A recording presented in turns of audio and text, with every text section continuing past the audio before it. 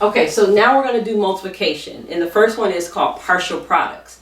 Partial just means I'm going to break them apart, multiply them, and then add them back together. So I have partial products, 4 times 236. So here it means this 4, you know how we used to do it when we said 4 times 6 and 4 times 3 and then 4 times 2? This time I'm actually going to say 4 times 200 because that 2 is in the hundreds place, and that's really what it means. So I write 4 times 200, and that's 800.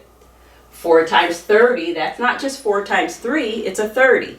4 times 3 is 120. How do I know that? I'm working with powers of 10, right? So, or multiples of 10. So I have 4 times 30. 4 times 3 is 12, and I just add that 0. But the other thing is I could be skip counting by 30s, 30, 60, 90, 120. Remember, if students are learning this way, they're learning about number sense. They're not just learning to do a procedure.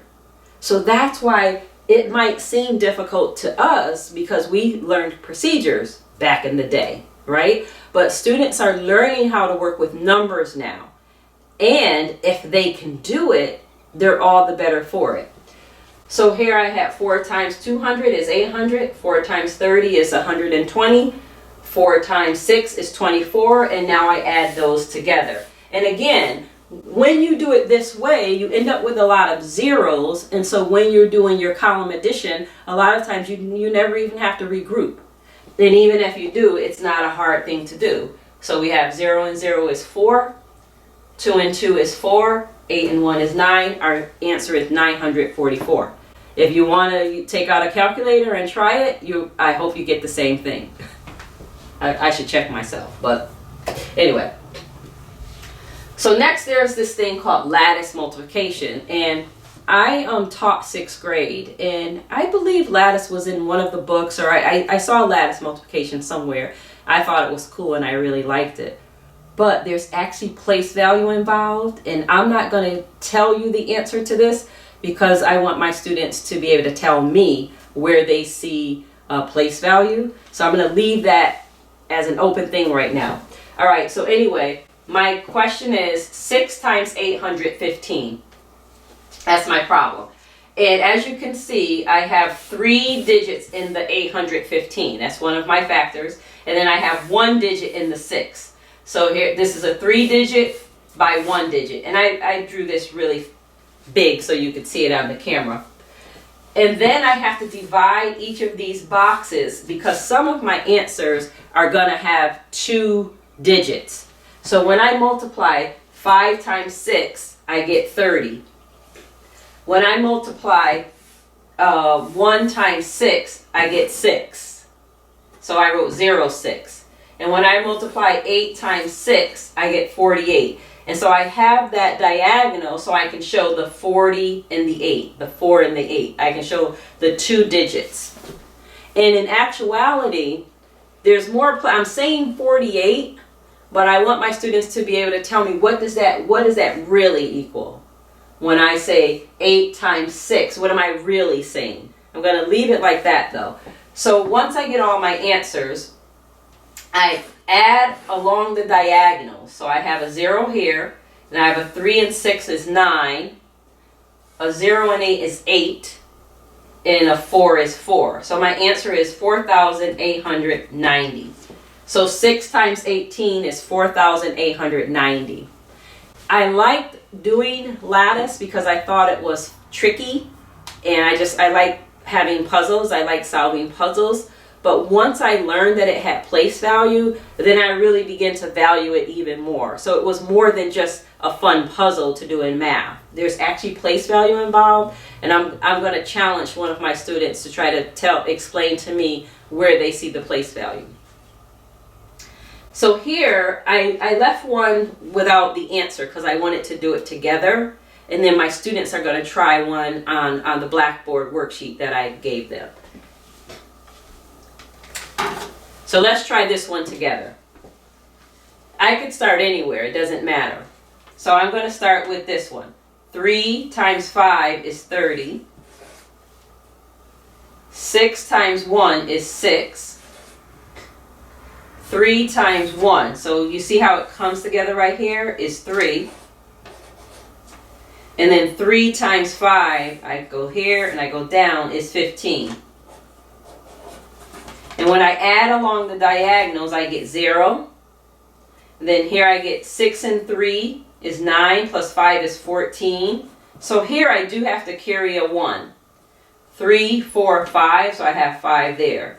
So 36 times 15 equals 540. So my answer is 540. All right, so that's tricky. And you could do this with 3-digit by 2-digit. All it means is you have to make 3 digits, 3 columns, and 2 rows. And then you can do a 3-digit by 2-digit.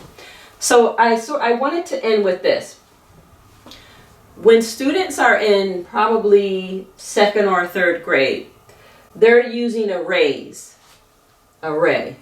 So this is a 3 by 5 array. Actually, you can't see it, so I'll draw it in. These lines here, there's my 3. So I have 3 columns and 5 rows. So this is a 3 by 5 array. We use that a lot in geometry because it's also called an area model. And if you have a tiled floor and you have 3 rows and 5 columns, you'll need 15 tiles, whatever size the tiles are, 1-foot tiles or whatever. We also use it in multiplication for something called an array. And it's how we help students learn how to do multiplication, so that they understand that 3 times 5 means either 3 columns of 5 things or 5 rows of 3 things. All right? And so we end up with 15. I take you back to this so that when you see this, you can make a connection. This is sort of an area model as well, except we use base 10 blocks. So with the base 10 blocks, the question is, if I have 10 plus 2 more, so this is considered 12. 10 plus 2, that's 12, right? And then I have 10, 20, 30, 31. So I have 12 times 31, and we want to know, well, what is that? What's the answer to that? Well, if I do each of these things separately, I can look at it like this. Well, 10 times 10 is 100, and I have 100 there. If students wanted to, they could look at this very closely and see that there's 10 rows, 10 columns, of 10, or 10 rows of 10. So when I say 10 times 10, it means to take 10 of these, 10 times, and I have 100. So I could either say 10 times 10 is 100, 10 times 10 is 100, 10 times 10 is 100, or I can say 10 times 30 is 300. 100, 200, 300. These purple, this purple and green on the outside tells me my 2 factors that I'm multiplying by. 31 times 12. So let's see. What if I multiply 10 times 1? It's 10. 10 times another 1 is 10. So I end up with 20 here, and 20 there. Well, what about 1 times 1? If I move these down, I get 1. 1 times 1 is 1. I have another one. 1 times 1 is 1. So in other words, 1 times 2 is 2. If I add these all together, let's see what I have. I have 100, 100, 100, which is the same as 300, 20, 40, 20, 40, 60. So I have 300 plus 60 plus 2. So my answer is 362 for that particular problem. And again, take your calculator out. Multiply 12 times 31. Hopefully we're getting 362, right? So we have 12 times 31. We have our 10 times 10, 10 times 10, 10 times 10, and you go on. 10 times 1, 10 times 1. And I love these, what we call manipulatives here. I love these base 10 blocks because they're proportional. What it means is, it takes, this is 1, this is my unit. It takes 10 of these to make this long, or some people call it a rod. So I have a unit and a rod. What's nice about it is it really fits. So if I take 10 of these, place it on top, it would take 10 of these to make this rod. Again, it takes 10 of the rods to make the flat. So they're proportional, so visually the students will see their answer. Okay, so let me do the division and then I'm done.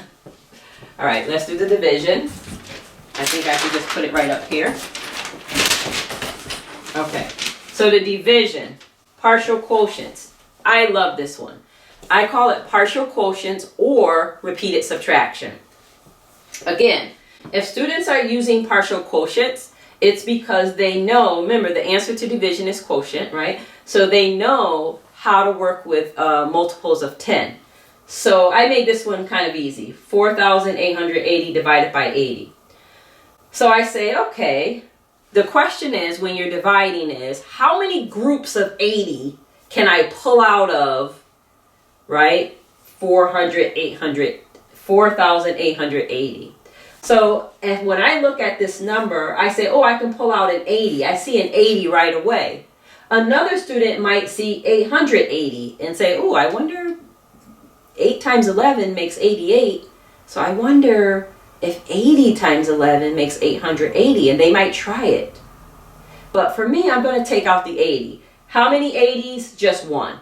So 4,880 minus 80 is 4,800.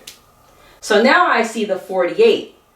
See, the beauty of this repeated subtraction is students will know, if they know their multiplication facts, that 8 is a factor of 48. Or 48 is a multiple of 8, right? 8 times 6. So I might say, oh, I want to take out 6 or 60 of those. But in this case, I saw the 800 and I said, oh, well, I know 80 times 10 is 800, so I took the 800 out. So I took out 10 groups of 80, which was 800. I subtracted that. 4,800 minus 800 is 4,000.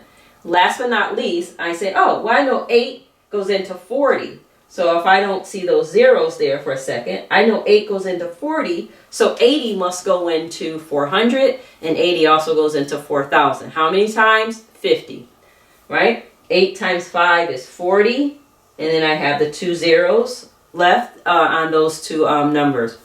So 80 times 50 is 4,000, and I subtract that. So then I have to go back and ask myself, how many groups of 80 did I get out of that? Well, I got out 50 groups of 80 plus 10, so I got 60 groups so far, plus one more is 61 groups. So my answer is 4,880 divided by 80 is 61. That might seem, convoluted to some, but what it does do is it helps students to see what is division. Division really is just breaking up a number into equal parts. How many parts of 80 can I get out of 4,880, rather than just say, oh, I don't know, 80 goes into this many times. I usually have the 80 over here and say, oh, does 80 go into 48? No. Oh, does 80 go into 488? Oh, yes. How many times? And you do all this stuff. I contend that what you would have done the traditional way would have taken you just as long as taking out groups of 80. Now, in real life, when you're dividing this way, the long division way, if you have a remainder, at first in younger grades they say remainder 1 or remainder 10, but eventually they add a decimal and they keep going, right? So right now, for the purposes of this, I'm just going to leave it as that. That's why I picked one that didn't have a remainder. We'll look at that later, what you do with that remainder. So that's it. So what I want you to do is do your best. Look at that worksheet. Try to show that you know how to do one alternate algorithm for each of the problems that I gave you. Except for multiplication, you have to show me 2 ways, because I showed you 3 ways to do multiplication, and that's not the traditional way. So pick 2 of those ways and answer those questions for me. I'll be seeing you next week on WebEx. Bye-bye.